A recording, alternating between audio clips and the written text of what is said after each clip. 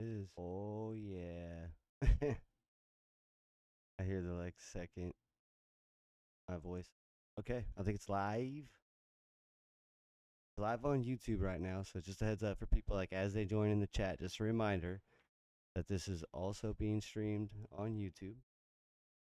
Here in the Discord, you don't have to talk, but if you do talk, just know your voice is out there. And then obviously, for people in the chat, that's visible. That's visible as well. People can see my screen and hear everybody. What's up? We'll give it a few minutes just for everybody to flow in. So anybody wants to talk or whatever, feel free. Chilling, kind of waiting for a few minutes. Some people get off work and all that stuff, and I think like little notifications and things happening. How is everybody? How are the Safeway folks in the room?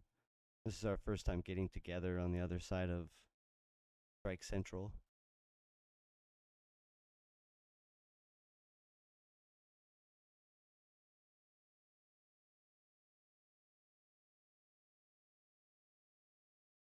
I'm good too. I'm good. Are you all rested up, Gina? I am a lot better than that whole weekend. Yeah. That's Yeah, a good. lot better. We'll get into that. But yeah, dude, I honestly like it's taken a couple days to kind of shake it. I guess I'm getting old. I don't bounce back from those all-nighters as well as I used to. Preaching to the choir.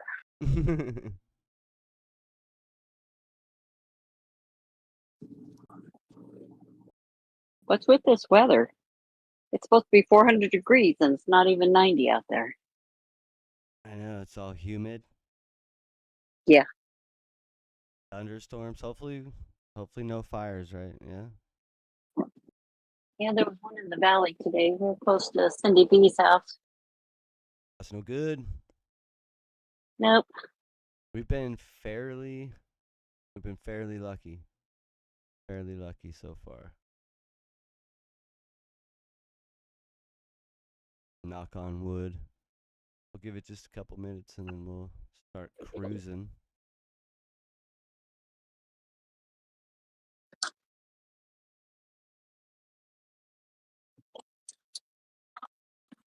What's up, Myra? It's good to see you.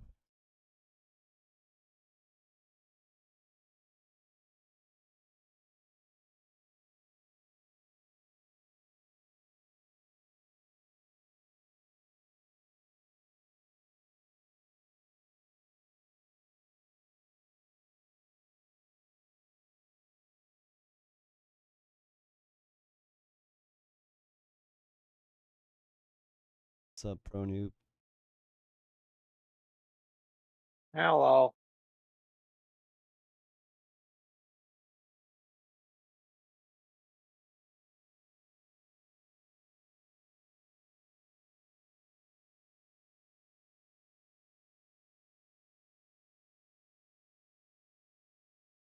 Oh shit, Sacramento's showing up big tonight. What's up, Marisa? Myra says that she's still at work. I don't know if you saw that in the chat or not. She says she's just going to be listening. Sweet. Pull that up. This is perfect work content. Those who touch things. I'm not one. I think we're good to kick this party off. Does anybody have anything that they need to get out there before this meeting hits like official capacity? What's up, Jason? Just a heads up, I can see the YouTube chat, even though you can't see that I can see it. I can see it, so I will keep an eye on that. I can see you. Hello, sir. Welcome.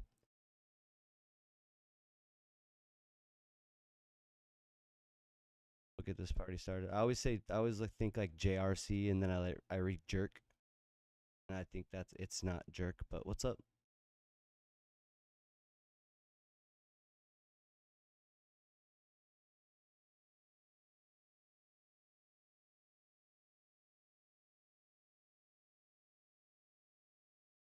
Sorry for your annoyance, Myra.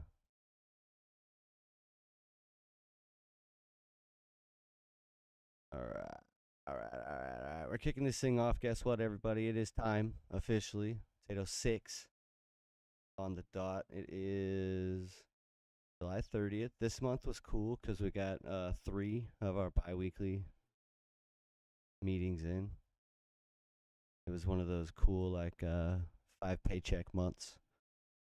So we got an extra Discord meeting in, and it is our 20th. Welcome to the 20th At What Cost biweekly Discord meeting.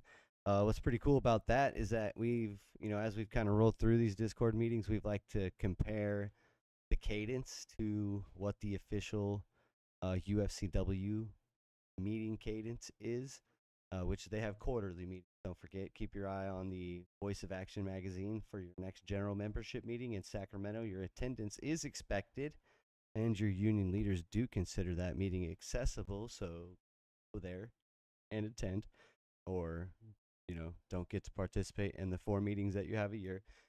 But they do quarterly, and since we started doing our meetings in Discord, we've done it every other Wednesday. Uh, not because it's not a competition. Don't get me wrong, but there's just a lot of ground that we have to make up. Right, we're coming from like square negative 0, and so we've been trying to build up strength and solidarity with sense of speed and urgency that, like, quite honestly, like sometimes like corporate expects from us in our jobs. It's kind of nice that we're like badasses in our like retail world, because when we translate that into like our unionism, it just turns into this like hyper fast and hyper efficient thing, and that's been really cool to see what that costs. But basically, we're at our 20th meeting, which is 5 years worth UFCW general membership. Do every meeting for 5 years, hit 20 membership meetings, and we pulled that off. I think our first meeting was in November, and we're now in July. So that's cool. If you miss any of the meetings, you can catch them on the YouTube channel. Just head over there and check it out. We're actually streaming on there live now, so these meetings have been popping up as like in the live section instead of the video section. So check that out there if you're looking for it. But in the Discord server, the meetings are open to everybody. You can hop into the Hall and stereo, the channel, the voice channel that you can see right here, and anybody that's in this meeting right now can take it over and dominate it for the rest of the night if they would like to. And I sometimes wish they would, because I ramble quite a bit. But that's all to say that this is the At What Cost Discord meeting. We're a bunch of UFCW Local 8 rank and file members in here. We're just getting together, trying to build solidarity, trying to build a stronger union, and we do that through this bottom-up, rank and file, member-driven process of getting together, communicating, educating each other, participating in all the things that we need to participate in to make a strong union, whether it's going to the meetings, going to whatever the events are. When a strike authorization vote comes up, we're jumping all over it and trying to make sure everybody's on board and doing whatever they need to do to show up strong and authorize a strike in the situation that we just had. Communicating contract bargaining updates and things as they come out. For whatever reason, not everybody gets the information through traditional channels, whether it's the official UFCW chat stuff that gets sent out, the emails and the texts, or they're not in the store when the rep happens to come around with that information. No matter how hard everybody tries, there's still people that don't get it. So, we work really hard to try to close those gaps and build like a strong network and a centralized location where people can come and find the answer through like conversation and like interaction with each other. And, this is kind of the result of that. That's what you've been seeing, build and what's going on right here. So that's what this is for people that are kind of wondering. And we'll talk a little bit more about it as we roll through the meeting in a bunch of different ways, because, At What Cost has been a essential part of the developments and the things that have been happening within UFCW Local 8. And I think that, it would be pretty fair to say that we've, been able to touch or interact with or impact a lot of different union members in a way that they haven't experienced in UFCW Local 8 before. And I mean that in a positive way, in a positive sense, not like a weird priest sense. So, take that as what I mean it to mean, which is that like we are out there trying to influence each other in a positive way to be stronger, more active union members. And the result of that should be stronger contracts and a more member active, member driven democratic union. Because when members do get involved, you know, surprise, they want to be able to see into the negotiations and have an insight into the process and what is going on. And because we are in a democratic union within our bylaws, are levers for us to become controlling parties within the union, or through petitions and signatures to influence and change our bylaws, to have as power in our union be. So that's what you see. That's what you've kind of been being a part of. And this whole experience that we went through was kind of the first like real solid like union action that we've taken as a group. And like I thought it was badass. Like I personally thought that it was awesome. And I agree with Pro Noob. Like it's totally working. It feels like it's working. It feels like people are responding positively to it. And with that being said, I would also encourage like anybody that has like ideas or thoughts or things that they think could be implemented or done to improve this operation. Your voice is just as big and matters just as much as anybody else that you see here in the chat room, or that you hear talking about it in the stores. If you hear someone talking about At What Cost, consider that an invitation to become a part of At What Cost. That's the barrier of entry, is that you want to be here. To the point where we've found out recently that there might be managers that have chosen to be a part of At What Cost. Who even knows? There could be corporate people in here. There could be union reps in here. Jacques Laval could be, I don't want to say anybody's name in our chat right now because I don't want him to be offended. But Jacques Laval could be a member in this chat that watches everything that's going on. And we've always said as a group that that's awesome. Like we believe in transparency. There's nothing to hide in the things that we are doing and trying to do, the way that we are feeling. Even if we are in through our chats like expressing frustration and anger about situations in our workplace, those have value to a person or a body that's listening, that has the ability to influence our lives in a positive way. So all of that is a strength that we have as a group, is our openness and our transparency. So if you want to be a part of it, if you're hearing this and you have been thinking about it but you haven't done something about it, kind of not calling anybody out, but you got to like do the thing. Like like this, hearing the information, listening to it, agreeing with it, like that's all cool. If you went and voted on the strike, you voted with your heart, with what you believed in, then that's doing the thing. Like when it comes to like, where's the verb? Like listen is a verb, but you got to come up with like a stronger verb if you want to have a stronger union. So just think about all that. And with all that, I want to say like, let's roll this thing off. Let's get this agenda going, and let's talk about what we showed through this weekend, which was a killer amount of solidarity. It was on full display. With the strike authorization vote happened, and you would think that was like that. There it was, like, right, we showed our solidarity, we authorized a strike. It actually like didn't even kick into high gear until it was like creeping up on deadline time, and you were like really feeling the pressure. Like that's when the texts were flying. That's when everybody was talking to each other and kind of locking in and trying to get answers and information as fast as possible. But like what you saw was we had made a commitment to a work stoppage. We had made the ultimate sacrifice as a working class body, which was the ability for us to withhold our labor. So we had authorized a strike, right? And that requires everybody, or a large majority of everybody, to do it in order for it to be effective. Like you actually have to stop working, right? So imagine like all of us, like everybody, in this listening and in this chat, we're all standing like along the rim of the Niagara Falls. And we're about to jump on the count of 3. And if we all jump, we fly. But if we don't all jump, the people that do die. Okay? So we're standing there and we start counting. We got to jump on 3. 1, 2. Everybody's been in this situation. You start to say 3, and then everybody freezes. The people start to jump that are brave enough to jump, and then some people that aren't brave enough to jump, they start swinging their arms and flailing their arms, and they're trying to catch their balance, and they're grabbing the person next to them, and maybe that knocks the person next to them off. And right before you jump, you freeze, and everybody else freezes, and you almost fell, and some people did fall. You were not ready. The hesitation that you had was felt by the people next to you. Or maybe you felt the hesitation of the people that were next to you, and you didn't jump.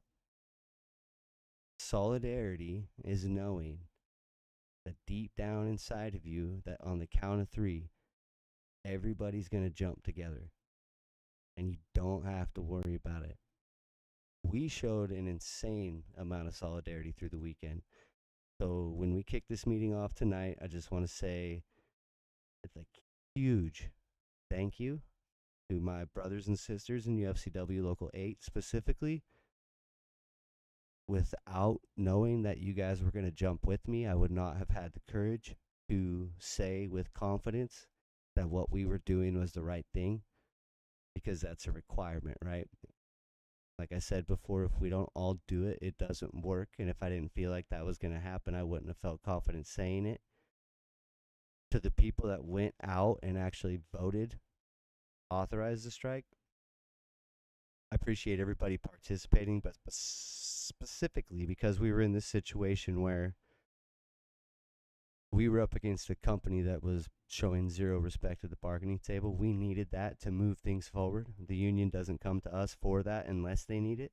And so we showed the resolve in that strike. So for those of you that did go and participate, that is the missing secret sauce of this union. So thank you for getting active. For the vampires that stayed up through the night, through the midnight deadline, all the way through to the 3 a.m. update that didn't come until 3 hours after. We'll talk about that as a group later.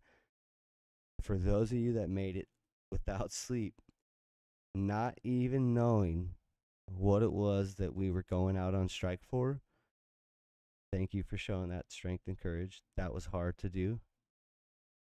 Not only that were you up through the night, but you were catching rumors and stomping them out and made sure that everybody stayed informed. To all the Teamsters, I know you guys saw them online and social media that showed their support, promised not to cross our picket lines. I know everybody was talking about where the trailers were going to be parked and how much of a hassle it was going to be. Your threat to shut down the final mile gave us the strength that we could feel together. We could fight against this company, and if with the Teamsters support, the things that the company was trying to do didn't scare us. To our community members that stood in support with us on social media, I know everybody talked to your coworkers in the stores and your customers. Everybody had conversations with their favorite customers, and I don't think one person had a story about a customer that said that they were going to cross the picket line. Almost every customer, especially our regulars, we know that they're in there with us, shopping with us, so thank you to them.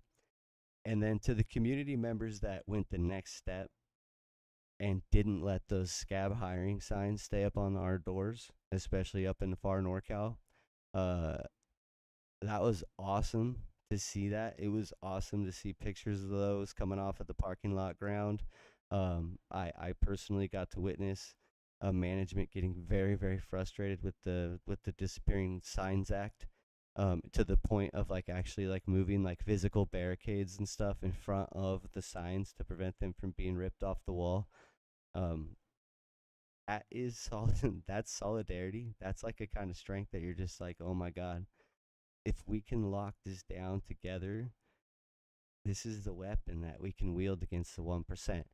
This is the strength that we build so that we do know that the next time we have to count to three, everybody, and that like everybody, this is a big everybody because we're talking about our 2028 contract potentially, pending what happens with ours this time.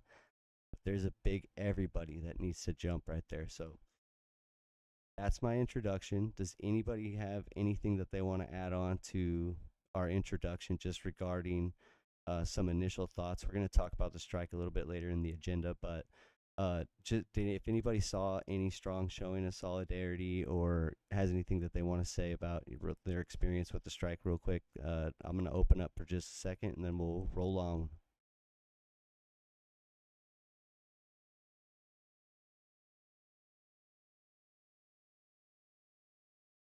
If anybody says anything in the chat, I'll probably read it out just so people that are listening can hear it. What's up, Alex? Welcome. A nice showing, like 10 or 11 people, 12 people. That's a good turnout. Yeah, Smiley says the regulars were standing by us. I felt it too. I was actually really surprised because we actually started talking to the Door Dashers pretty early in our store. And shout out to the people that did. I work in the back room, so I don't get too much customer interaction. But for our employees that were talking to the Door Dashers, they were even like, "Yeah, I won't pick up Safeway orders." So that was pretty cool. I didn't. That was something in Colorado that was like we kind of let slide. When they're just like, "I'm DoorDash," it was like, "All right."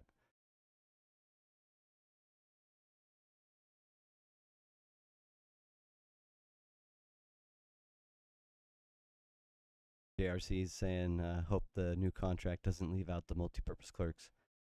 Yeah, I have more to say about that too as we move through this. Gina, did you have something to say, or are you good?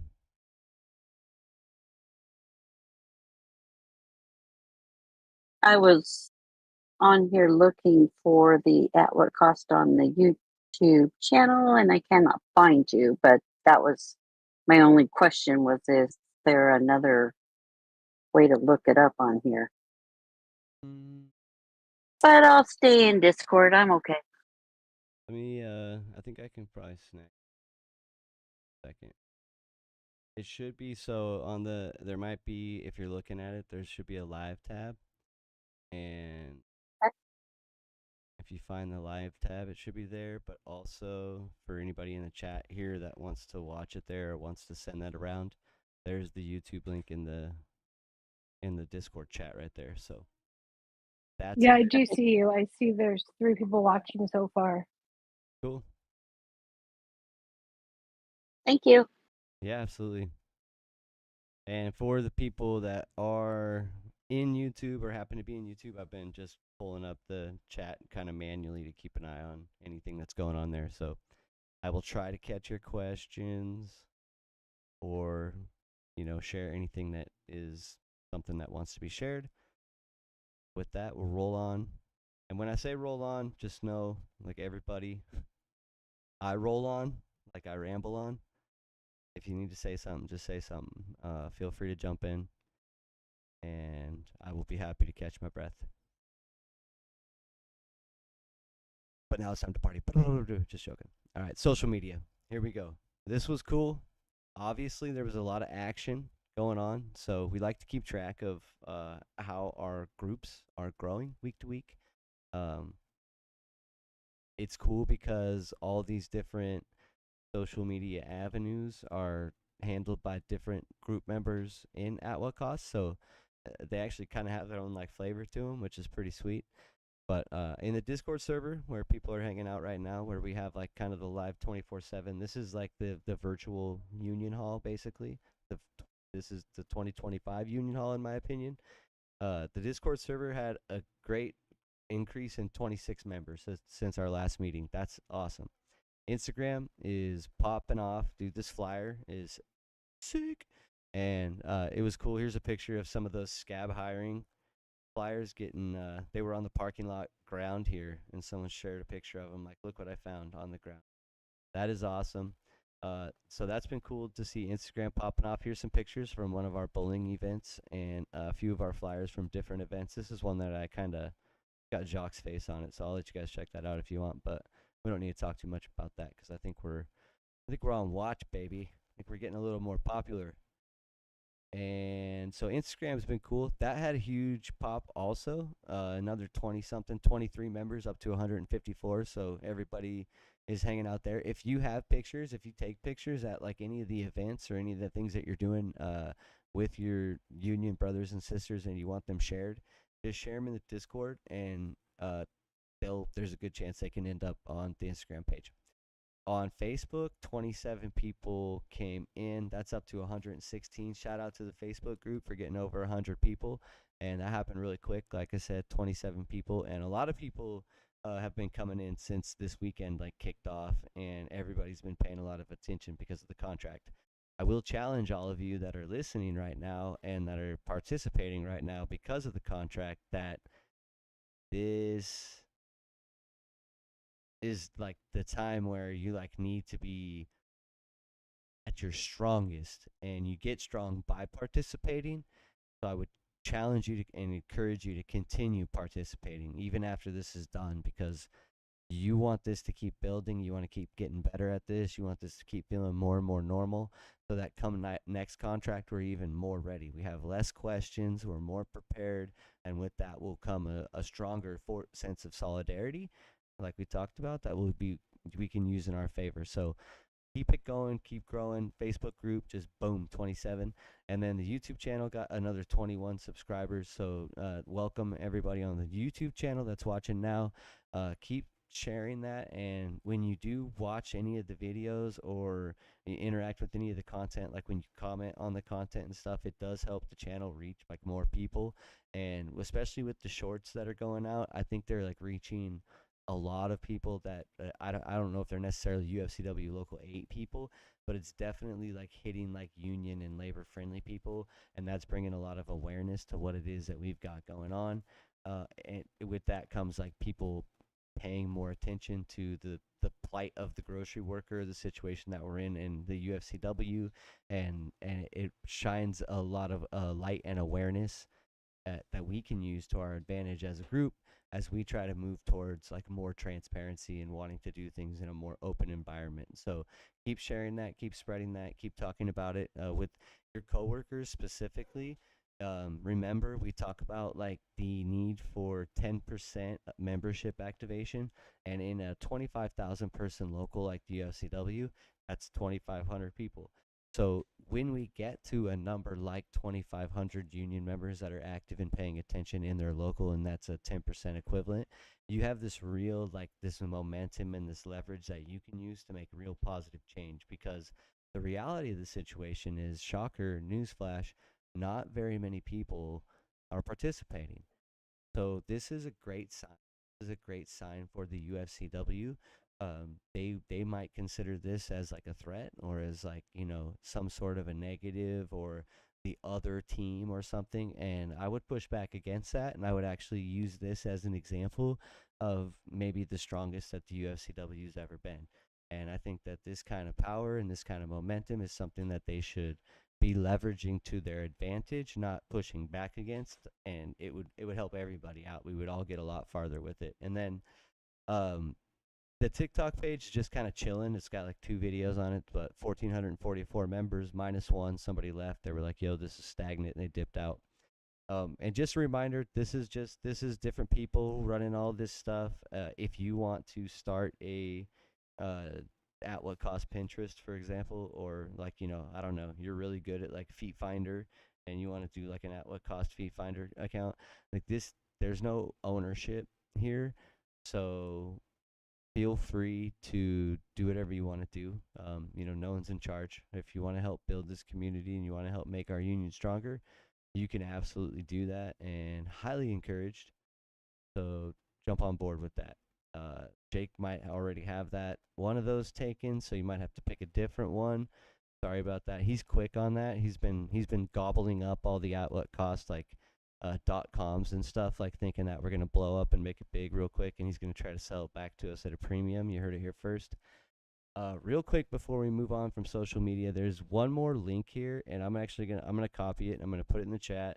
because this is like the super link. If anybody's in the Discord server right now and gets that link, they can see it there. I think I can actually put it in the YouTube chat as well. So this link is a good link to send out to everybody or anybody because it's like a master link. This has a description of who we are at what cost, and it gives you access to all of the different channels. So um, people have been joining multiple channels, which is cool. I think it's really cool because I think they all have like a different flavor to them. So it's like I think that's pretty awesome. And there's not there's stuff on some that isn't on others and stuff, and I think that's cool too. So if you want to get like the full lore, you kind of have to hit like all the spots. Um, but if you use Instagram and you don't use the other stuff, like the reason that we created all of this is because in order to have an active and participant union, the union has to be like within reach of the members, right? Like it has to be like right there. Feed emojis in the chat. It has to be accessible to the members. So you want the union to be like in the parking lot. You want the union to be like Smiley said, in the building, walking around, interacting with members on a daily basis. So whether that's strong shop stewards, that's strong reps, that's in-person meetings and events, that's a union hall that you can access to communicate with each other. That is why we created all of these channels. So find the one that works for you, hop in it, make your own if you like feet, and let's continue to build this and connect with UFCW Local 8 workers.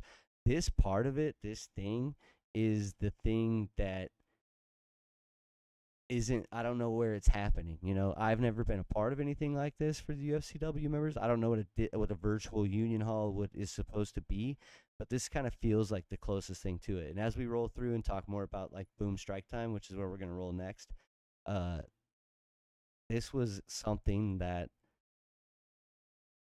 I think unions need to take a close look at and make sure that their members have access to, because and like if we take what we did in this channel in the At What Cost Discord server, for example, and then float out to other social media channels, if this was the actual like official UFCW Union Hall, Local 8 Union Hall, how that could be leveraged to our advantage in such a powerful way.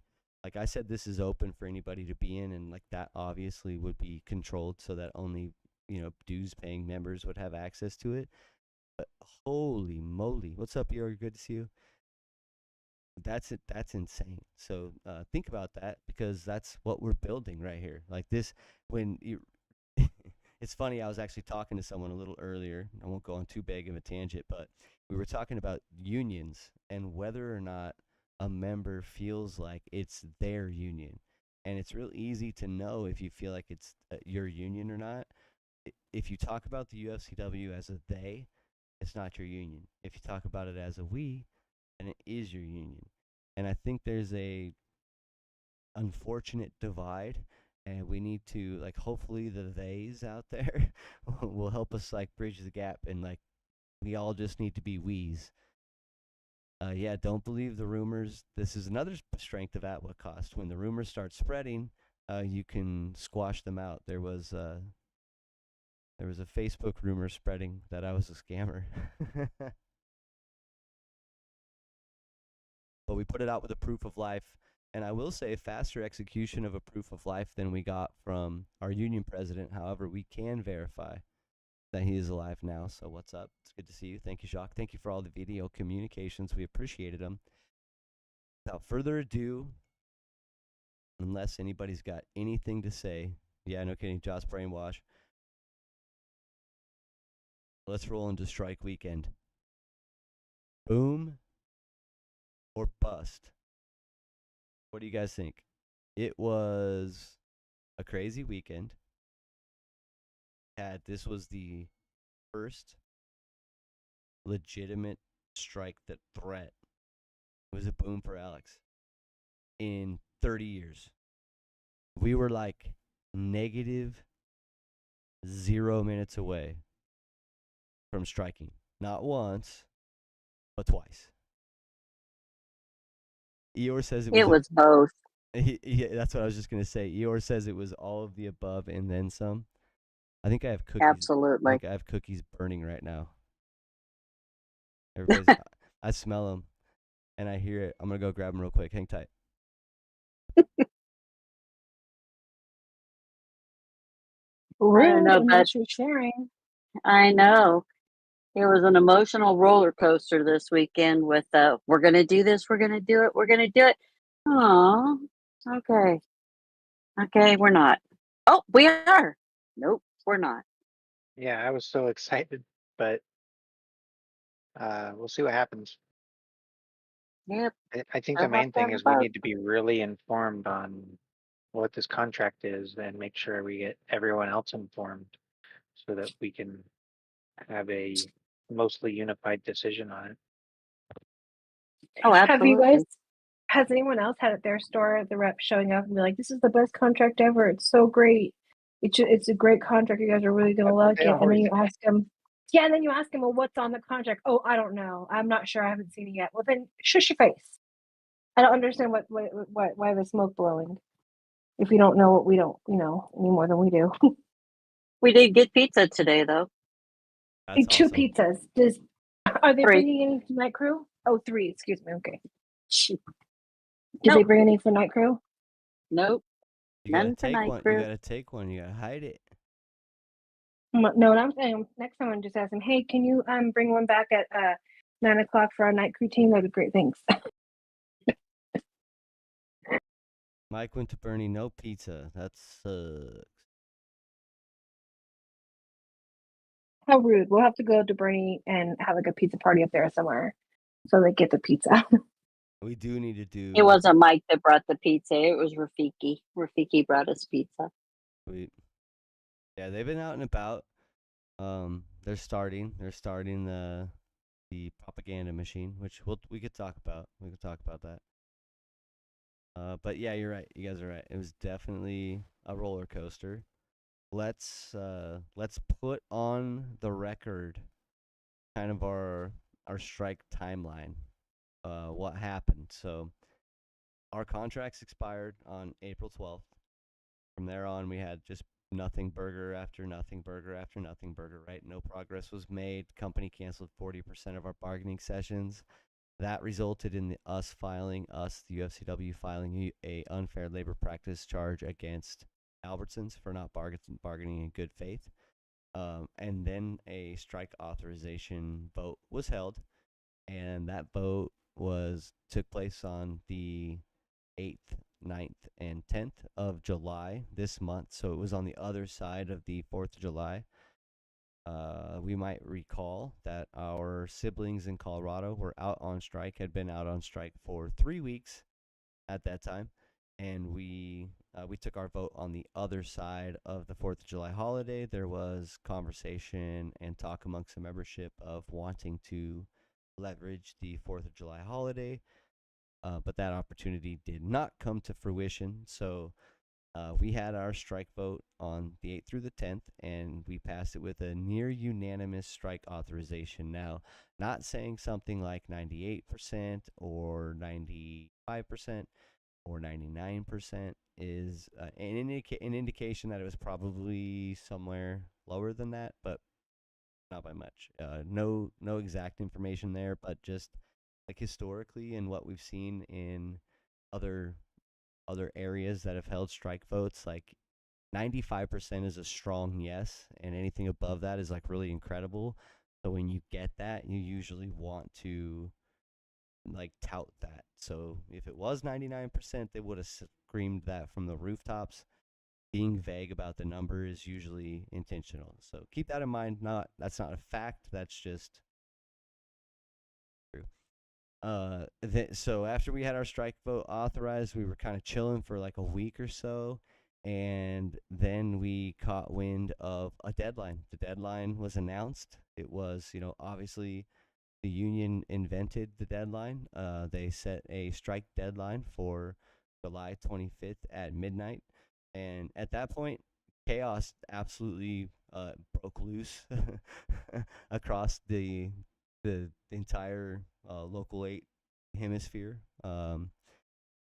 everybody needed information, right? Like we were very uncertain about what was going on, so we were scrambling, trying to get information, trying to figure out what the details were on strike pay. It was we still, after authorizing the strike vote, had no idea what strike pay was. Local 5 had announced their strike pay structure the day before the strike vote was held on the 8th. And, another fun fact, not a fun fact, but sad fact, our siblings in Bernie were basically cut out of participation from the strike vote due to not being able to access the voting location. And while neighboring locals had voting done on their phone safely and securely. So keep that in mind. That's just a little historical lore there. It will be, one of the hopefully last times that we have to deal with that. But stay tuned, stay active. Um, strike captains, training, strike signs, strike shifts, vacations, what the international union. What exactly is midnight 7:25? Is that Thursday going into Friday? Is that Friday going into Saturday?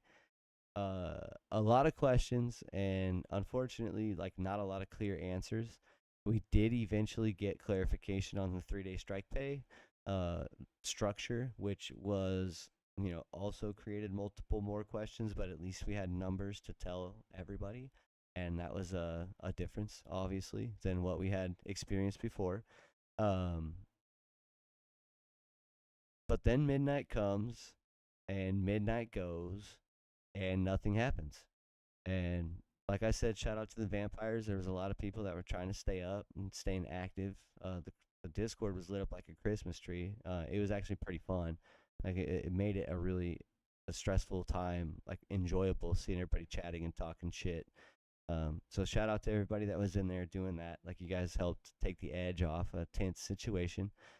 We had no idea what was going on. Like we joke around about the fog of war, and that's just this like idea that like in war, there's this uncertainty that makes it hard to make decisions because you don't know like what's right in front of you. And in this situation, we all experienced like firsthand, like right in front of our faces, this like intense fog of war where like through this whole time we didn't know what was going to happen, right? From the point we authorized the strike, we already put a cloud up in front of us. But once the clock passed midnight, that was like right up on your eyes. Like you couldn't see 2 seconds, and you couldn't see in front of your face like not an inch. And we made it through. We stood strong. We were ready to rock. If a strike would have got called, we would have fired off like cannons, and nothing happened. The next day, around 3:30, they announced that the deadline has been extended. Extended to when? No idea. So we're just hanging out. Everybody's haggard from not sleeping the night before, and we don't know what if this deadline is hours, minutes, what days, months, who knows. And then it comes out, just joking, deadlines tonight, midnight. Woo, here we go. Deadline round 2. The real deadline was the second deadline all along. Dun dun dun dun dun. We got ready to go again. Midnight comes and goes. Nobody's falling asleep. We don't know what to do. Some stores actually walked out. Like the night crews all walked out. They were confused. They went out to the street. They're like, "There's no way we're not on strike. It's after midnight." And around 3:30, get back to work. Local 5 announces that a tentative agreement was reached. By 4 a.m., we had a video of our king and ruler announcing that a tentative agreement had been reached and that a strike had been averted. Congratulations to all the reps and the stewards. You guys are rock stars. And good night. Have a good day. What'd we get? Nobody knows. I see this happens a lot in other locals, to be honest with you. There's a level of like, if it's not fully open, like in local 7 where people are in the room all the time, like they walk out of their bargaining with their tentative agreement and they scan it into a computer and they post it online. You can go look at it. It has the President Kim Cordova's initials on it, and it has the Albertsons negotiators initials on it on every paragraph of the tentative agreement. You can go read their tentative agreement. We have a tentative agreement, and the same thing happened. Legally, all the language was approved. It was all agreed on. Every proposal I mean, first of all, they just take the old contract, so the bones are already there, and the things that they change are changed in proposals, and those proposals are agreed upon. And once they're agreed upon, they're signed off on, and that language becomes the legally binding language of the contract. So this information is known. The wage tables that they agreed to are known. The reps telling us that we can't know the information because the lawyers have to finalize it and they have to get this contract for this area and that contract for that area. It's not true, and it doesn't make sense, because how can that be true while simultaneously in other locals members are just sitting in the room watching the whole thing? That wouldn't be possible if there was this level of you can't see it until after this point in its development, because everything is so raw still. So keep that in mind as we're waiting. When I was asked by people in the union what I thought they were doing, if it wasn't that, I said, "Oh no, I think you're doing that. I think you're finalizing all the language and stuff, but I also think you're working on like how to make sure to sell this to us in a positive way." Because what happens now is that they've got to present this contract to us, and we've got to vote to ratify it. Now, if I were a betting person that just survived through that weekend, given how much we knew about what we were even bargaining for in the first place when we voted to authorize our strike, my assumption is we're not going to know very much about what's going on with this contract before we're expected to vote on it. So stay tuned there. Hopefully we get it in the mail. Eeyore in the chat says that it should be coming to us in the mail, and we'll talk about that a little bit later on. That is one of the ways that this happens, and hopefully they do mail in ballots. That'll be awesome. If so, we just need to make sure that when we get it, we all just lock in together, and we'll cover that in the next section. But before we do, I know everybody kind of started talking about it when I saved the update. It was brownies, by the way, not cookies. Everyone was kind of talking about the chat, but I would like to hear some more and hear from more people if they want to talk about it. But that was my first time ever feeling like I was going to go on strike, on an actual work strike, and I want to know what everybody else was thinking and feeling during that time.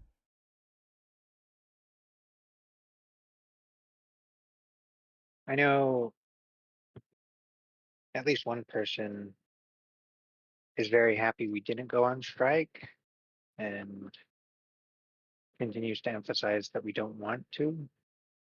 I personally was very excited to go on strike, I guess in part to stick it to the company, but also just as a new experience.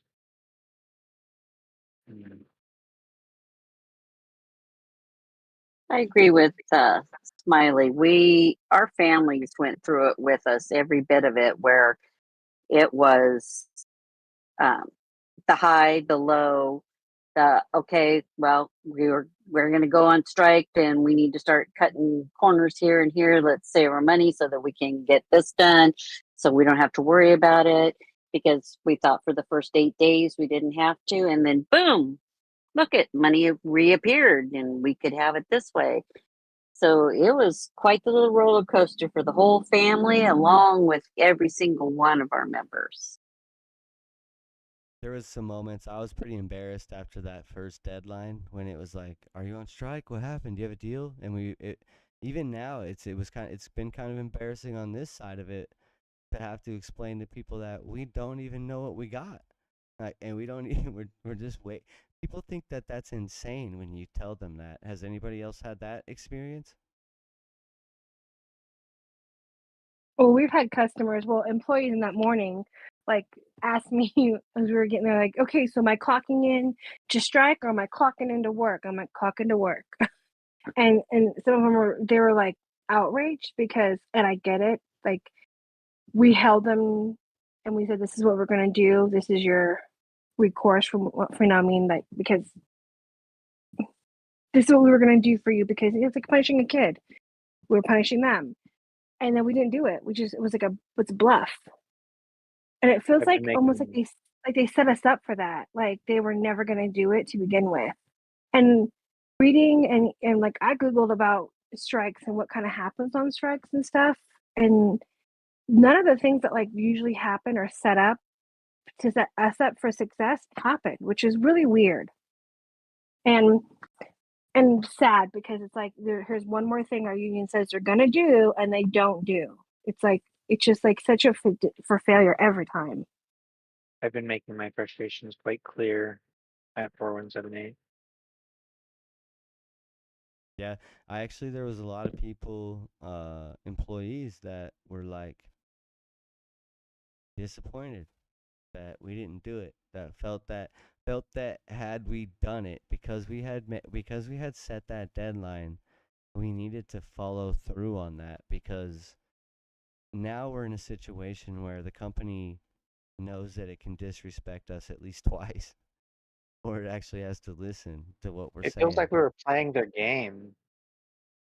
Like, Yeah, I was and surprised that we got a tentative agreement, but at the time, it felt like Albertsons was just leading us along, and we were just letting them.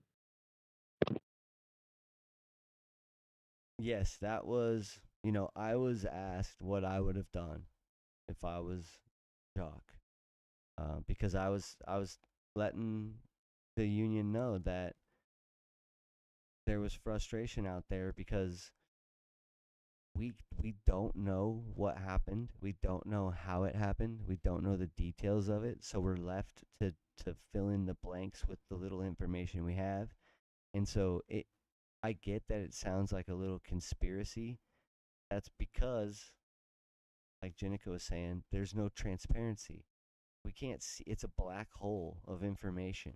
And so when we are seeing something and we're all thinking the same thing and we're all agreeing on it, and then the thing doesn't happen, all of a sudden the like our collective idea of what reality is supposed to be like doesn't unfold like in the way that it's supposed to. And that felt like what happened. Like you made the threat, you got to do the thing. Had you done the We let thing, go ahead. Go ahead. we let Albertsons have 5 months, and now, at the time, it felt like we were continuing to play their game, and it felt like we were just going to sit for another several months. So I said if I was Jacques Laval, I would not have set that deadline. And the response to that was that the deadline is the only thing that made the company do anything. And my response was then why didn't we set it 4 months ago? Or why don't we make that our contract expiration date or the day after our contract expiration date? If that's the powerful thing to do is to set a deadline, then set it earlier so that you get some respect. But if I did set a deadline and the company crossed it, you got to keep your word, right? Like we took blind faith, we took blind trust. We didn't even know what we were striking for. And the company was going to use that against us, to be honest with everybody. The company Yep. knew that and was about to turn that against us because management had heard us talking about that and had reported that to division leaders, and division leaders were spreading that around to management that we didn't even know what we were fighting for. And when you And they were take, putting out flyers, like trying to get people to leave the union. yeah, it was a hard, and still we stood against that blindly. And so, again, shout out to everybody. I think if that's when seeing that and feeling that and knowing that is what that's the power that we can't let go of. That's the thing that we got to make sure doesn't slip away in all of this because there's a lot of strength in that. There's a lot of strength in knowing that like if someone says 3, I feel very confident that at what cost is going to jump. If that's what we're going to do, that we're going to do it together and that we all go as a group and that we have each other's back when it comes to having to fight. All of us have different priorities, and that's actually kind of the beauty of this thing is because we can collectively make sure that all of us are taken care of, like our multi-purpose. Is that going to force a fight? Probably, because our company's a soulless, money-sucking expletive. Legally required to make profit for the shareholders And at what? all costs. Yeah, at what cost? All costs. And what makes that fight even harder is setting and ignoring your own deadlines that you invented. So, I don't have very much experience in the negotiating room. I've never been there myself, but that's what my intuition tells me. Maybe I'm wrong. Maybe it's the sickest play in the history of unions, and we're about to have like a banger of a contract. Like, I hope so. That would be sick. Uh, that'd be great. Real quick before we roll on to contract ratification, and by all means, anybody that feels like they need to say anything, say it. But I just want to make sure that we cover some of the stuff in the chat. A lot of support from the community in Bernie. Shout out to the Bernie community up there. Thank you. We appreciate that. I felt it all around us here in Reading. There was a post on the Reading subreddit that I put up asking for community support, and it was awesome. It was unanimous. Smiley's talking about customers calling in to find out if the store is on strike or not. That them calling in is tells you that if they're not going to come. If you're on strike, they're not going to be there. They're going to find another way to get their food, and that's a big deal. It was a big stress. I remember feeling that. I remember customers being worried about it. Just remember when it comes to medication, do we obviously fully support that? Josh said that it felt like an episode of MTV's Punked. 1,000%. Yeah, you were like looking around, waiting for Papa Jacques to be like, "Gotcha, baby. Yeah, all right, hit the streets." Never happened. Customers asking if we're open. Customers asking if we're real employees. Customers making sure our night crew wasn't scabs. Shout out to the customer at 273. We appreciate that.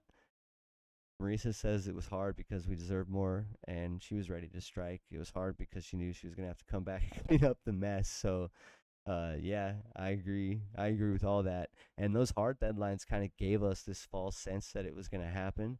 And so, for those of us that might have thought a little bit creatively about it, and listen, I was under a lot of stress. I'm responsible for ordering the supplies for all the store, and let's just say that it became harder and harder for me to make sure that there was enough as the strike deadline approached. Having to pull out of that tailspin when it didn't happen was pretty messed up for you to do to me, Papa. Don't do that again. But I agree. I see you there, Marisa, on that one specifically. Power went out for the I weekend. definitely made some careful decisions about what I felt like doing. I took my Keurig home for sure. I didn't want the scabs making coffee in my Keurig in my office. Uh, yeah, Myra, I hope they caved and gave us something good. I don't have any trust in the company or corporate either. I love my job, and I really really love the people that I work with, honestly. I know that sounds so cliche and so dumb, but I've worked in a lot of stores, and so when I say that, I actually mean like all the people that I've gotten to work with, like in all the stores. Like, I really love the like grocery workers community. The meat cutters are effing crazy. They're like in a whole world of their own.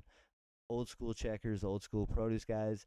One thing I love about super old experienced any worker, grocery worker, is that they move hella slow, but they get everything done, and you can't tell. You're like, how did Dan get all that done? That dude like can't even stand up straight, and he's throwing like 40, 50 cases an hour, the whole dairy load by himself, and you're like, I don't get it, bro. I don't understand what just happened. Yeah, Alex, you're in there standing all flexing out in front of Eagles. You guys got this weird level of pride just because you can cut a steak. You think you're part of like some sort of mafia. You got sharp knives on you. Okay, yeah, you can kill everybody in the store. Cool. Coke at the bakery. They got ovens. But yeah, to bakers, I mean, it's a sick like little world. And what I always loved about the grocery store is that in each like little microcosm world, you think like, oh, that's not that big of a deal. That's easy. That's nothing. That's courtesy clerk. That's bakery. That's deli, whatever. But there's so much to like each one of those. And when you put all of those together and the end result is like the whole grocery store, it's insane. It's pretty incredible actually. And it takes all of us doing our shit like really well for that to like home along like continuously. Like this thing's like water, right? It's like slushing in, slushing out. You're getting product, you're selling it out, and it's like a dance that we do with the community to keep them fed, that like I've really loved being a part of. That has nothing to do with corporate. That has nothing to do with Albertsons. That has nothing to do with any of that dumb. Has nothing to do with like, oh, the end cap's got rice roni on it this week. None of that stuff, dude. That magic is like the magic that just comes out of like the community being in a place that they have to be, and workers being in a place that they want to be. Ideally, I think that magic is kind of dying, but maybe we'll get a good contract. That's what we're here to do. So contract ratification. Let's roll through this real quick, and then we're gonna point out some of the differences between our strike readiness and the strike readiness that we saw in Colorado. That was very Jenica brought that up actually, and it's very astute and something that we need to keep in mind as we move through this. So, real quick with contract ratification, it's coming. We don't know when. We don't know how much. We don't know how much time we'll have from when we get it to when we get to vote. We've asked. We've been told patiently to wait. Eeyore just said that she heard it was coming in the mail. That'd be great. As soon as we get this information, we need to break it down. We need to get in this Discord and we need to go paragraph by paragraph by paragraph and make sure we understand this thing. And we need to talk about it, good or bad. Maybe we need to create a poll in here. You guys, let's all discuss this. We don't need to do it on during the meeting, but let's keep this conversation going after the meeting.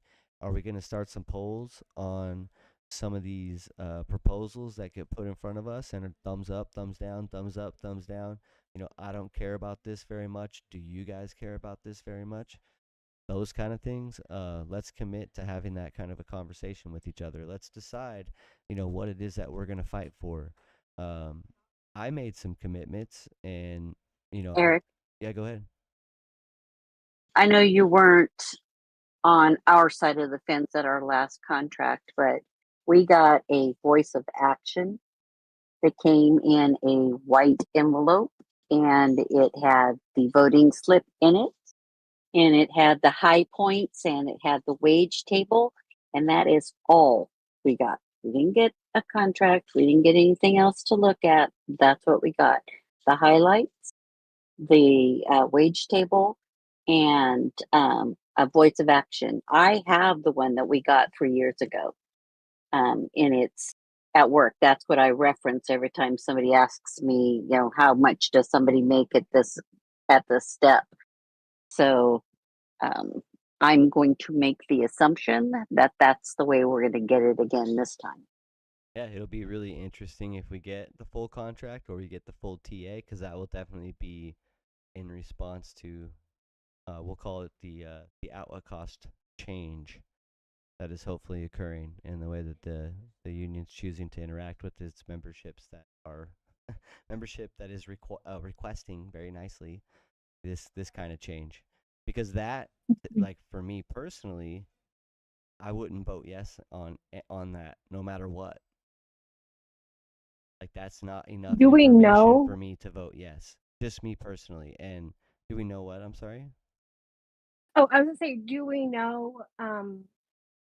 Like, let's say they're gonna send it out, and they're like, okay, you have until a week from today, to make your votes. Like, if we don't know all the questions, if all of our questions aren't answered yet, do we have to still go through the vote then, or is there a way to like Yes. postpone the vote? Do we know how that works? But yeah, you can't postpone the vote. It's just like the strike vote. If you vote, you vote. If you don't vote, then they don't count it. And yay, it's 100% because nobody else voted. Yeah, because 20 people out of 10,000 voted or didn't vote. I mean, that's what I Yes. don't get. Because if we don't understand, like, are they going to give us proper time to sit there and like they say, oh, your reps will be able to answer questions, yada yada yada. But that being said, 9 times out of 10, our reps don't know the answers to the questions we have right then and there. Yes, so when it comes to that, that's a good point. Us, Jake mentioned in the chat that normally it's a real tight turnaround, like 3 days from packet to ballot. Uh, I said to just before, I'm not gonna vote yes on a contract that I don't fully understand. So and I'm going to vote. So it's on them. Boom. We're back. Is he Looks like talking he's still? rebooting. Yeah, sorry about No, that. he just rebooted. There the we go. internet just Okay. exploded. The internet exploded, but we're back to life. See what happens? Listen, like, yo, cut the wires. Who's outside my house right now? I don't know, but my charter just exploded. Something happened. Transparency leads to conspiracy. I was talking about not voting on a contract that I don't fully understand, and so it's on my union. It's on my union to make sure that I fully understand my contract before the vote deadline. Otherwise, I feel like I'm being manipulated and my vote's being manipulated. And I am going to vote. So if I don't fully understand my contract, you are getting a no vote from me. That's a personal feeling that I have. I think it's fair for us to expect that. That's not crazy to I think everyone should have that. think that. So and yeah, to Tavish's point, to Pronoop's point, I agree that everybody, it foundationally, you shouldn't be pressured into a yes vote on something you don't fully understand. This is your 3-year future. And like we talked about not that long ago, there's especially when Gina says that what we got in the mail last time was a mail-in return ballot, and a quick hit fact sheet of like all the highlights. The whole lawyers need to finalize the language thing just gets thrown out the window in that instance, because the wage table is obviously the wage table. That's already known. They know that the multi-purpose clerks aren't getting raises and only the topped out people are. Maybe topped out multi-purpose clerks get $1 raise, but they know it's going to be just like SoCal's contract. Maybe we get $4 and they got $3.70, and Jock is great because he got $4, which matches what Save Mark got. What else is in this thing? What else is going on? Is that what we agreed to fight for? Is that what we told them we wanted? In the survey that we took, when we gave that to them, it said that we deserved 30% raises and above. That's like a $10 raise. That's like a $6 to $8 raise for most people. I think everybody deserves that, honestly. Do I think it would be a literal war to get that? I don't know that we have juice for that war or the support from our generals. But I do think everybody deserves $5. And I don't want to leave behind the multi-purpose clerks, the biggest body of the working union. There are more multi-purpose clerks than there are any other position probably right now. If they all decide to get active in our union, they can change the entire outcome of our union. If they decide that they would like to throw away healthcare and double wages for multi-purpose clerks, you can't outnumber them anymore. So we need to all stick together on whatever it is that we decide to do, in my opinion. And with all that to say, there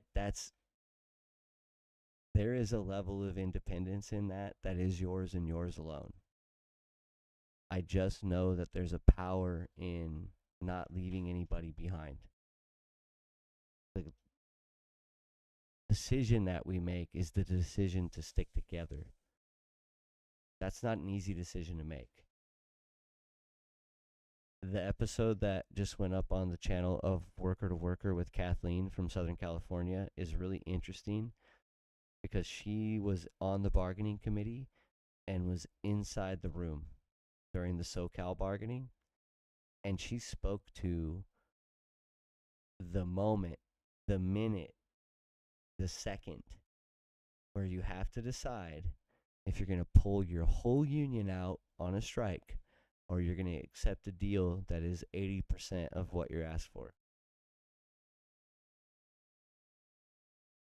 That's a tough decision. Would we take 80% of what we asked for? Their vote passed with 75% yes. What if that 80% left out the multi-purpose clerks? If we don't fight for them now, When do we fight for them? We already know we got to make 4 fake effing deadlines before we can even get the company to show up to negotiations.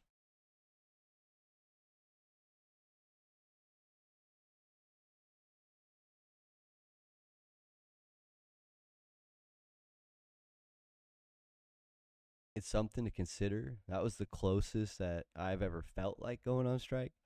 I feel like we all would have got a lot more if we, would have maybe pulled the trigger. But now that we're at contract ratification time, it becomes a different situation. We are now faced with the union wanting us to pass this contract, obviously, and us having to decide whether to send them back to the table or not.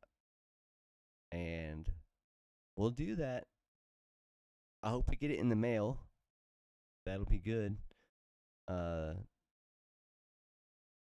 if it's a situation where we've got to come to a physical location and that's where you get to see all the information and ask the questions and stuff, I don't know. You're gonna have a really hard time getting me to get behind that contract if you wait till the day, the day of, or even 3 days before. That just seems like to me. It feels like you're hiding something, and if that's the case, I don't doubt that we'll find it. Um, there's just something weird there, for me personally. And again, conspiracy, it comes from the lack of transparency. If we were in the room, if we were part of what was going on, if these people were communicating with us directly instead of with pre-recorded videos, we would have a better idea of what we were seeing. You know what I mean? But it was way too sunny. What time that video came out? Yeah, it took a really long time, Jake. I think it was almost a month, if not a month, before SaveMark got the information and had their vote. Which, think about what that does to our resolve, guys, and our solidarity. Like, the strike is off the table. The contract is quote unquote done as far as the powers that be are concerned. They think it's in the bag. No votes on a contract are so rare, so rare. But we're going to talk about that because we've got friends in UFCW 700 Indiana who have already voted down 2 contracts that they've been offered by their union leadership and Kroger, and the offers have been horrible, horrible. And they voted the first offer down, and the second offer came back with no changes but a $250 Kroger gift card. And so they voted that one down. And again, the union's doing the same thing that we're seeing our union doing. The reps are coming around saying, hey, think positively about this contract. It's going to be good. It's going to be good. We need your support. And then just like Jenica said at the top of the call, when you say, like, what's in it? Oh, I haven't seen it. I don't know. But do you really think he'd sign a bad deal? I don't know, man. I didn't think he'd make a fake deadline. I don't have any idea what's going on around here. So yeah, with that, I think we can roll on. We're getting to the end of this, baby. Sorry it was a longie. Just a heads up, real quick. I want to point out Jenica touched on it a lot, but there were some really big differences. Jake, Alex, and I, we all went to Colorado to help support the King Super Strike with UFCW Local 7. So we got to walk on their strike line and experience what it was like to be on strike, which honestly, it's huge because it's scary and crazy. But getting to do it, it helps, break that. Practice picketing would have been a great way for us to get a little more comfortable with the feeling. We will too, Josh. We will. Uh, Practice picketing would have been great. So I just wanted to highlight some things, and Jake and Alex can jump in anytime if they want to add anything. But there was some things that I saw in Colorado that I didn't necessarily see happening in our area, and I just want to lay them out there for everybody, just so it's something that we can watch for. But the UFCW International body, the people in UFCW International, they were everywhere. They were on multiple strike lines. They were in the bargaining room. Because they have open and transparent bargaining, we were hearing stories from UFCW members of like shady shit that the International was doing, like The members, the bargaining members, wanted to call more stores out on strike, but because the international convinced the company to change like this little bit of wording, it forced like a whole new proposal to be put on the table and considered. So they were doing things to like kind of keep a cap on what the members were trying to accomplish and try to do. And we got to hear that because people can just walk in and sit in on the negotiations. That was awesome. But they were definitely present, and you knew who they were. We met international UFCW international organizers, and talked to them on strike lines. They were out there. They weren't hard to find, and they weren't hiding. There were hundreds and hundreds and hundreds of signs. There's signs everywhere. There's shopping carts full of signs. You could walk up. Half the town could walk up. Jason, hopefully that sound hopefully is fixed. I'm sorry. It's cutting in and out. Had a little connection snafu, but I reset it. Let me know if that's still a problem. Thank you. Signs were everywhere. People were walking up, getting signs. I accidentally took some signs. Like I would take them on accident and uh, not mean to. It wasn't an issue. It wasn't like what we had going on where we had 15 signs per store and the expectation was that we handed them to each other. Uh, that wasn't what was going on there. So big difference there. We had a strike deadline that we'd set and we let it go twice. I don't know if the UFCW leadership thinks that we're strike ready. There was some conversation around like if you hold a rally or you hold a practice picket and 12 people show up, like the company knows that you're doing that. They see the posting that you put out. They see the blast, the text message blast. They probably signed up for the same UFCW text alert that we all sign up for, right? So they get it too. So they know that a rally's going to happen at this location this time. If only 10 people show up, that is a huge loss. A huge loss. So not holding rallies, not holding practice pickets, not holding events that require member turnout, it's a sign of a lack of faith in your membership that they're going to participate in those activities. And good night, good night. That could be true. Like that's that's a legit, like I actually, when I heard that, I was like, oh yeah, like I would have that fear too. I actually do have that fear. We actually feel that fear when we're having our meetings and stuff. And I personally like am concerned, like, oh no, not enough people are showing up, this isn't working, this isn't gonna, no one's listening type of an idea, like no one's gonna hear our message, what are we gonna do? That's real, right? So I totally understand that. But if that's the reality of the situation, what are you doing to fix it? Because that's bad, right? That is what that means, is that the Wizard of Oz, like the pulling of the curtain to see behind the strength behind the Union, it's like we were the wizard all along. Like we're the ones behind the curtain that aren't strong. And the Union feels like it has to hide us because if our strength, our true strength is revealed, then it will be seen to be weak, and the company will pounce on that and make us pay. That's the protectorate point that's being taken, and that's why we didn't see things like out in the open, visible, active activities. Now, shout out to us. I think we did a pretty good job. Like in our store, we did that taped up sleeve activity. That was cool. I thought we all looked sharp and like stood out. And we sent a bunch of pictures showing like 10, 15 different employees to our brothers and sisters over in Indiana. And I think that's the way you fix it, is by doing that stuff over and over. The stuff that we're going to talk about in just a little bit. You have to build that solidarity. You can't fake it, because then when you go and it's time to pull the trigger because you set a deadline, you're firing blanks, right? You don't have any actual ammunition. You need us like roaring and raging and just screaming from the rooftops to support that we're there in support. I feel like at what cost was that? We were that energy in the UFCW for this event.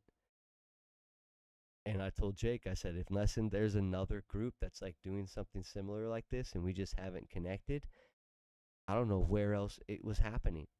it wasn't happening anywhere that we could see and connect to.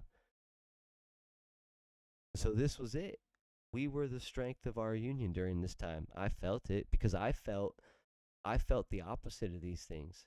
I felt like we were like fully engaged, fully on board, fully energized, like screaming, roaring, ready to go. Everybody I talked to was all of that. So if the union didn't feel that, the union leadership didn't feel that, then they're on the outside of something that I'm lucky enough to be on the inside of. You know what I mean? Because that wasn't what I saw when I looked around me. So I don't know what world we're living in, different worlds. But if anything that we're doing here and at what cost is helping create that world, maybe they should consider expanding it, helping us expand it and reach more people. We'll move through the contract. Feels like a lack of preparation because they never planned for it. Shop steward did all the planning and preparation, not our union, and that was it for us too. 100%. I agree with that 100%. We were making all those changes, which is setting up all the where are we going to go in the restroom and stuff. Like, do you really think that the union would let itself be publicly embarrassed in that situation by not having being like the news would show up and the news would be talking to people on the strike line and they would be saying, what's going on out here, what are you doing? And we would be like, we don't know, the union just told us to strike, so we're striking. Well, what are you striking for? We have no idea. They haven't told us. Well, why are you standing? Why are you sitting over here on the sidewalk? Because I don't even know what I'm supposed to do. Like, that would have happened in some stores if they'd have pulled the trigger. Because we all work in our stores and we all know there was no form of like formal, here's how to go on strike. So until that happens,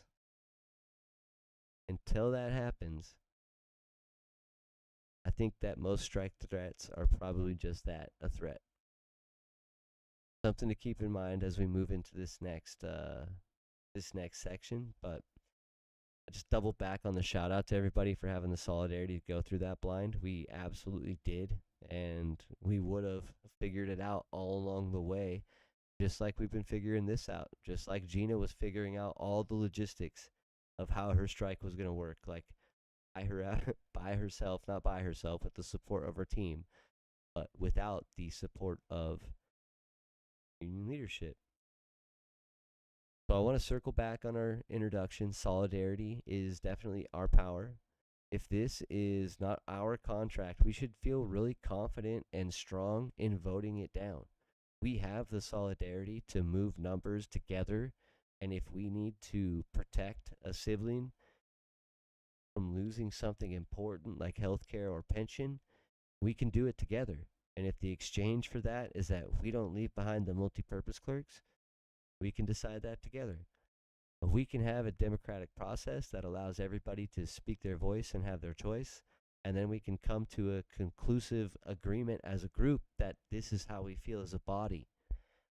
In the voting booth, every person still has the freedom to choose what they want to choose. But at what cost, or as a group that cares about taking care of each other and building a stronger union, our solidarity will come from making sure that we all have each other's backs and that when we get to that 3, everybody jumps, right? We should all recognize that Jacques Laval has shown zero interest in actually striking. So until that changes, I think all strike threats are pretty hollow. I don't want to be caught slipping. I think it's still safe to be prepared. But he wouldn't strike against the company for disrespecting the workers. Do you think he's going to call a strike on his workers for disrespecting the contract? I would look so bad on him. Indiana has voted down 2 contracts and called 0 strikes. If you don't have the hunger for a strike, if you don't have the desire to strike, you're just going to keep going back to the bargaining table. So until that changes, I think that we should feel a little bit of comfort in knowing that you're going to be told, pay really close attention to what union reps start saying, but the strike that you authorized that was so powerful and so necessary and such an important tool for the union to have in order to bargain for your best interest, is now going to be used as a scare tactic to make you feel like you need to ratify this contract, because if you don't, you will be forced to strike. Just watch it happen. And remember, when you know that it's coming, it has no power. Help tell your coworkers. I just want to throw it out to the group before we roll off of this ratification thing. Are there any issues, specifics? You heard me say things like multi-purpose clerks getting raises and Juneteenth being a paid federal holiday, that I have made commitments to people that I would not take a contract that didn't have those things. Are there issues that are important to people that they feel need to be in our contract? There's an interesting situation coming up where if we vote the contract down, the union will actually be forced to ask us specifically what we want for the first time in this entire process. So you should start thinking about the answer to that.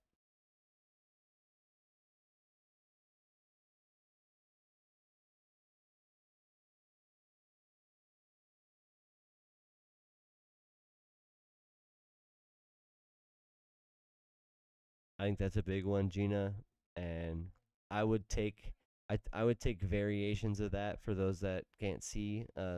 She said there's too many hours in the steps, and in my mind, if you cut the step progression in half, to me that counts as raises. They're like future raises that come faster, right? So there is ways when I say that like everybody wins or that everybody gets raises. There's ways that you can achieve that without seeing actual dollars change the pay scale. Another creative way that I've seen that happen in the SoCal contract and in the Colorado contract was that everybody got a step up. So if you were on step 4 when the contract ratified, you went up to step 5. I personally, that sounds like a raise to me. If it should feel like a raise, I would be interested to hear from the people that would be impacted by it directly if it felt like a raise to them. But I thought that was another pretty creative way to give raises without actually changing the dollar amounts in the pay scales.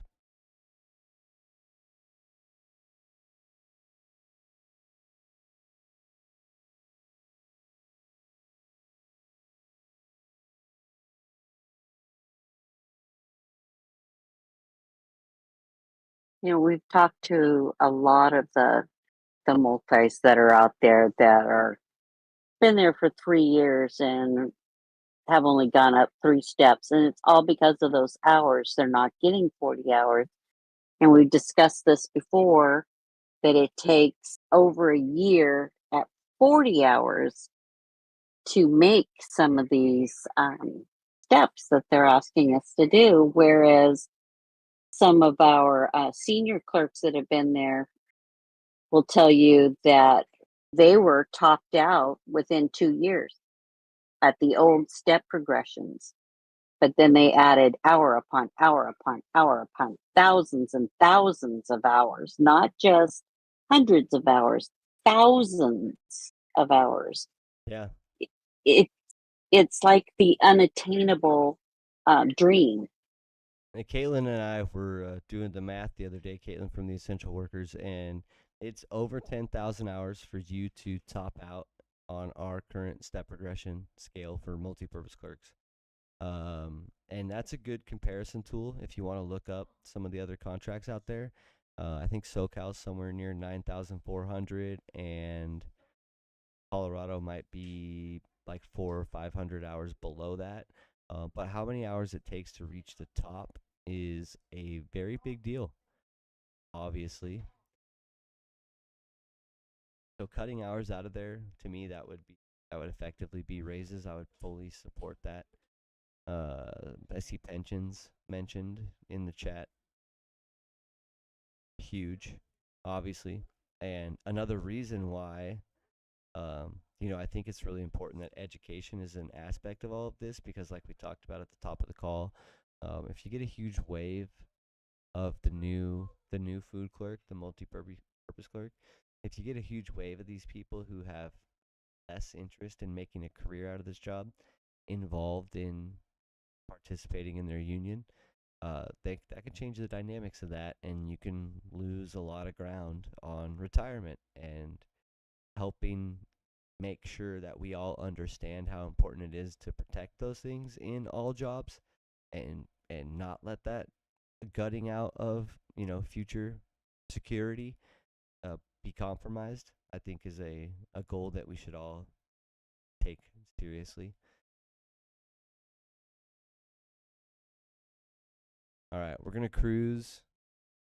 Yeah, I made fun of Myra, and that was a bit insensitive, Jenica, but it's an issue that she's been dealing with for way too long. But it's the wage theft situation. She's got the audits and stuff going, but gosh, it's garbage. Anyways, we're gonna roll on. You guys have fun with that. Ugh, it's so bad. I feel so sorry for you guys, and I mean, I honestly would have a really hard time taking a contract with these snakes that are actively stealing from me.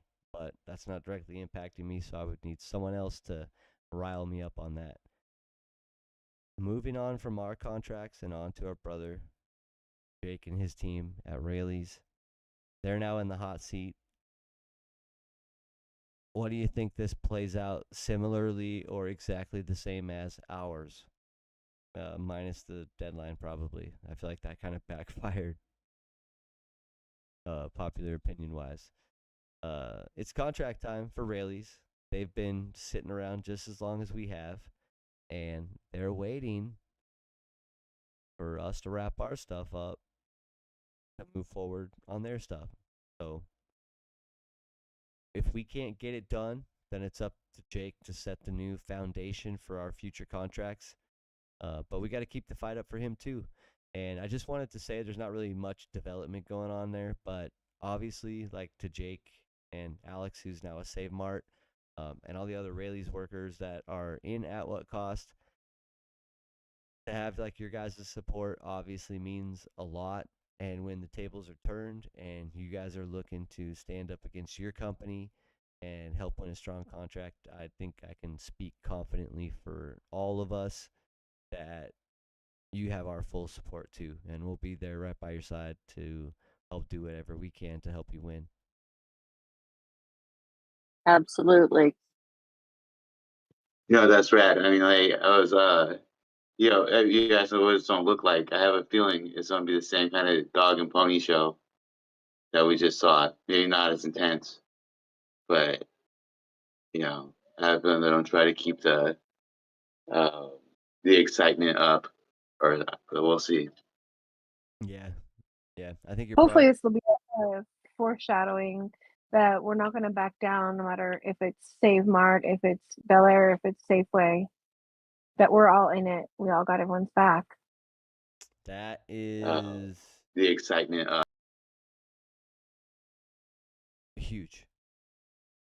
That and honestly, like keep thinking about that. Just keep scaling that up, you guys. Like everything that we've been talking about and building towards, like in terms of national contracts and it just for ourselves, like just for ourselves against like Albertsons and Kroger. I know we focus on these big dogs a lot. Taking that power and putting it behind some of the other companies that are out there too. Like, Rayleigh's doesn't have as big as a footprint some of these other countries or companies, sorry, countries. These are, not yet, just wait. Corporations are on their way. Welcome to Microsoftia. Some of these other companies need us to, or they could take, the employees could take us standing behind them and get a lot more out of it. So that's cool. I felt like I wanted to say it, but it goes without saying, obviously. And that's another cool thing about At What Cost is like we're just standing in solidarity with each other, and it's the scariest thing that these people have ever seen. And not by these people, I mean a lot of the people in positions of power above us.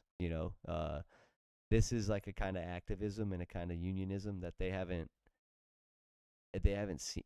They probably remember like back in the union hall days something close to this, but the technology makes it scale at a speed and a geographical footprint that is they would have to start doing the same thing, right, to be able to keep up with it, and they can't. The numbers are just too much. So let's keep doing it. Let's keep going. Well, if Rayleigh's does strike, Jake, I think I have the strike captain thing down. So I think I could help you. Yeah, I mean, well, hey, we'll take all the help we can get. I'm curious. As I was just thinking, Bel Air. You know, we have a separate contract from Rayleigh's, and we have like a small fraction of the numbers of the employees. I mean, it's something along the lines. I want to say, let's see. I mean, last time when we voted, Bel Air had somewhere in the neighborhood of maybe like 600 votes.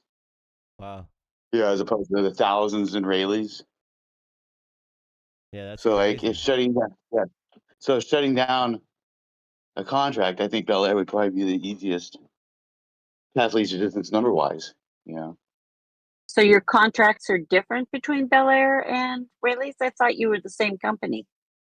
Same company, but yeah, no, they separated the companies, like as far as like tax, and they actually we have separate contracts that expire at separate times. And I think, well, it was because they don't want all their stores shut down at the same time if there is Yeah. a strike. So our contracts are like a couple months apart. They're essentially the same. You There guys might are be, unique in the fact that some of your stores are union and some of your stores are not union, whereas all of Safeway's are union. yeah. I think from what I understand, everything after the last strike that's been opened up by Rayleigh's has been non-union. So pretty much everything since 2013. We should stick a. We Is should that stick it to them.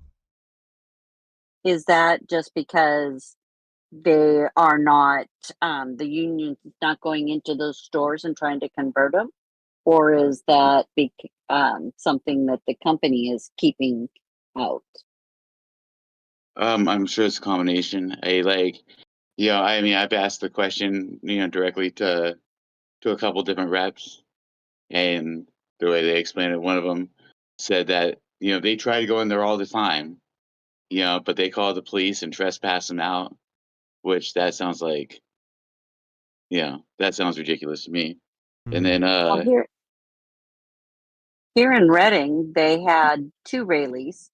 One was union and one wasn't, and the union store shut down, and the non-union store is still running. yeah, I'm sure that's just the way the radio wanted it too. Like, that was the one that shut down. What was that? Is that on Churn Creek? I don't remember what street that was on. Shelly, I think. Shelley, yeah. Off of, I'm trying to remember. It's been a year since I lived up in Reading, but The one on Lake is still there, still running. okay. But the one that Arnell. was down there is now going to be a trampoline center now. They just sold the building after all this time. They just finally sold the building. The homeless have just taken over all of that. Oh wow.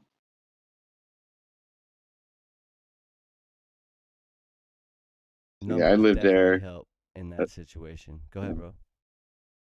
Yeah, I was saying that I lived in that neighborhood, that Enterprise area of Reading. Let's see, my son was just born, so about 22 years ago. And it was a nice neighborhood back then. And Rayleigh's was a nice store. But The good old unfortunate. days. Yeah. back when the tweakers stayed next to the river, Yeah. Get back to the river, tweakers. Oh man. So yeah, Rayleigh's. You heard it. You heard it here first. The Safeway's got their back. We'll be standing with them.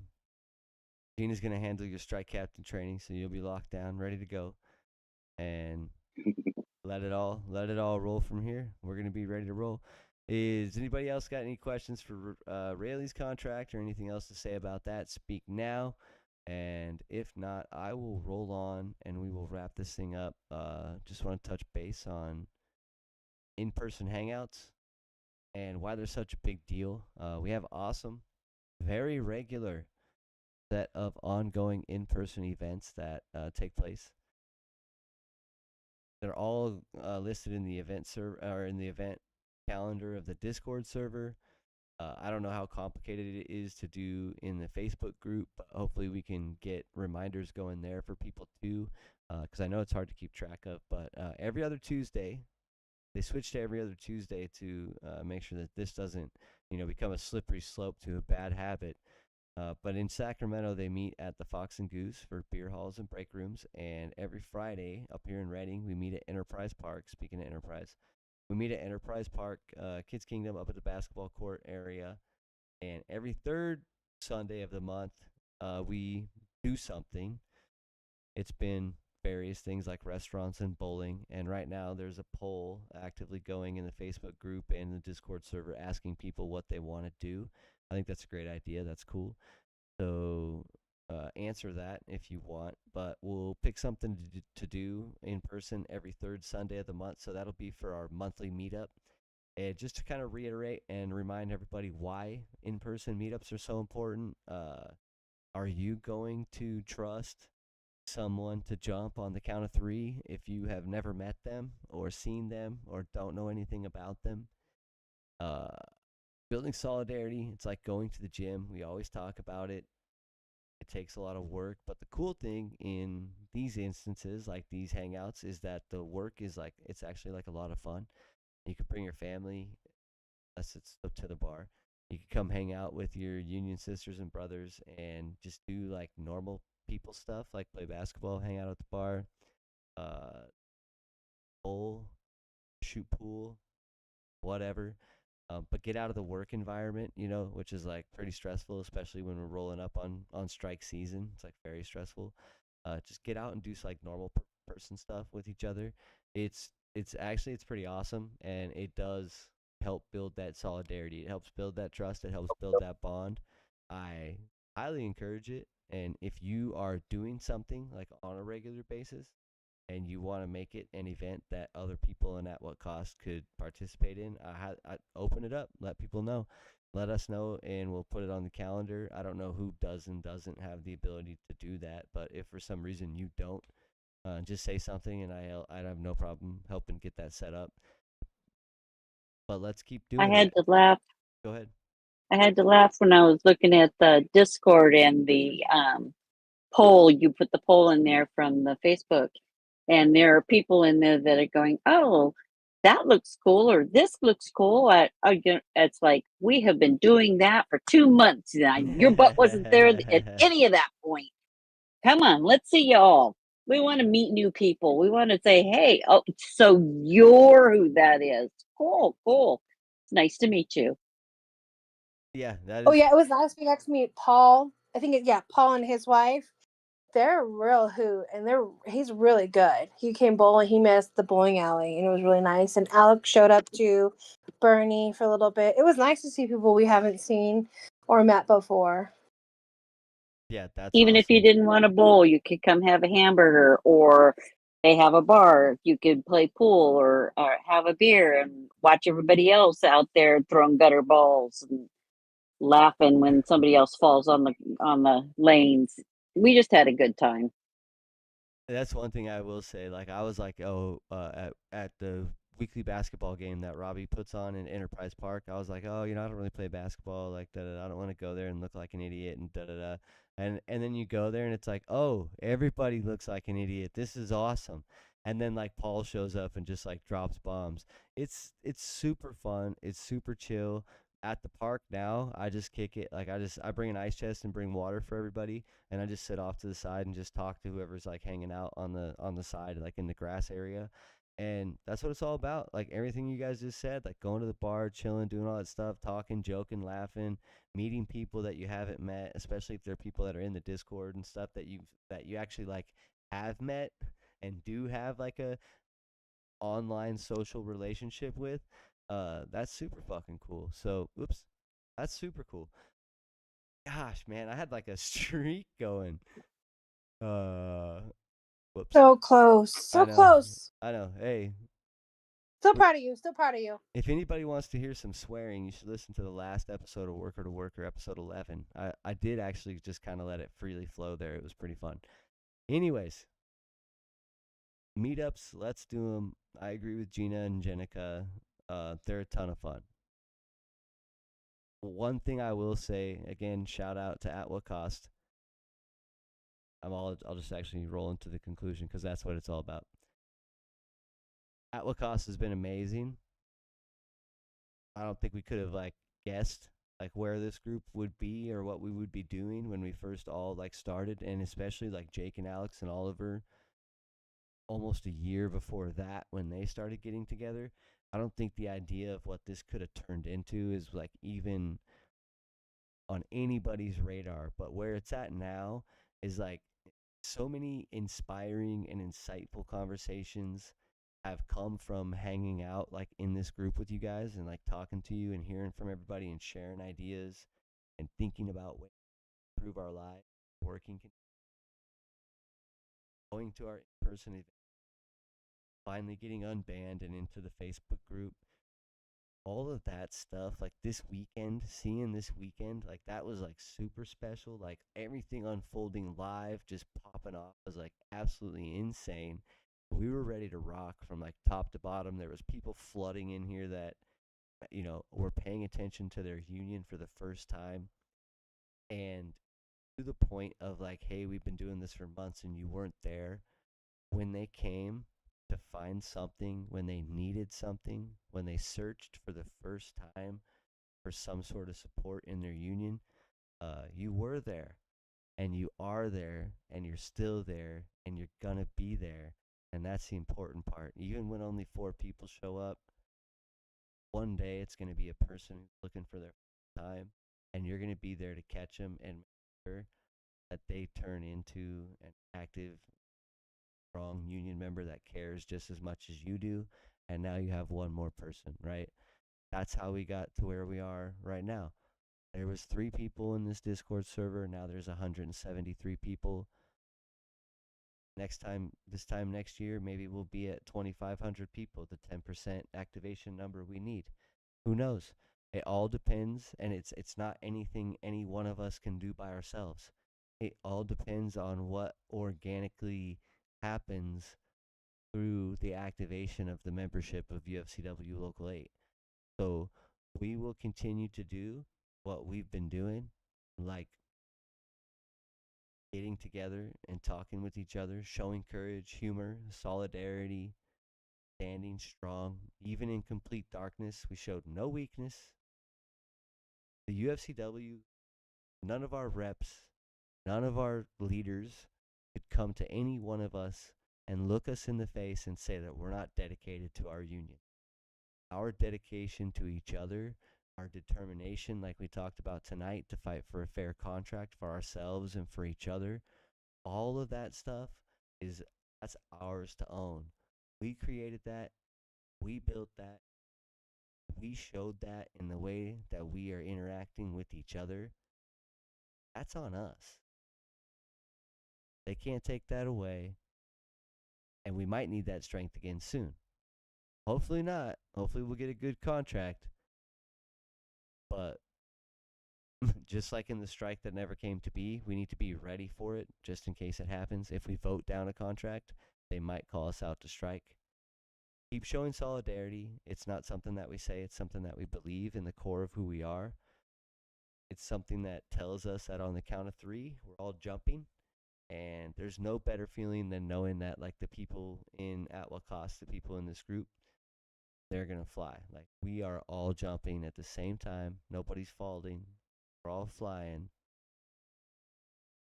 We got this.